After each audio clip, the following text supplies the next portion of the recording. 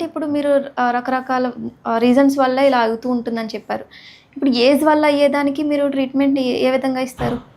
Age వల్ల మోకాలు కంప్లీట్‌గా అరిగిపోయి స్టేజ్ 4లో ఉంది. ఇక లాస్ట్ ఆప్షన్ ఇనీషియల్‌గా ఏంటంటే టాబ్లెట్స్ ఇస్తామండి. ఓకే. సో, స్టేజ్ 1లో స్టేజ్ 1లో పెద్ద పెయిన్స్ ఉండవు. వాళ్ళు ఎవరైనా పేషెంట్ మోకాలు నొప్పులతో వచ్చినప్పుడు ఇనీషియల్‌గా ఏంటంటే వయసు ద్వారా మోకాలు అరుగుతుందనుకుంటే టాబ్లెట్లు అనేది ఇవ్వడం జరుగుతుంది.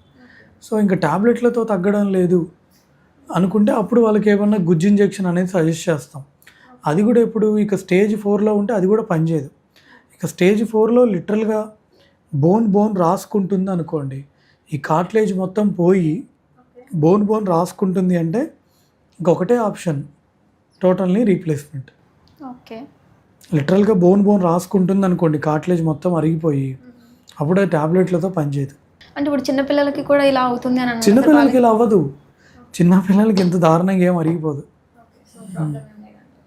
చిన్నపిల్లలకి ఇలా అరగదన్నమాట. చిన్నపిల్లలకి అలా అరగదు. చిన్నపిల్లలకి జస్ట్ నార్మల్ నీ పెయిన్స్ వస్తాయి. ఓకే. ఓకే.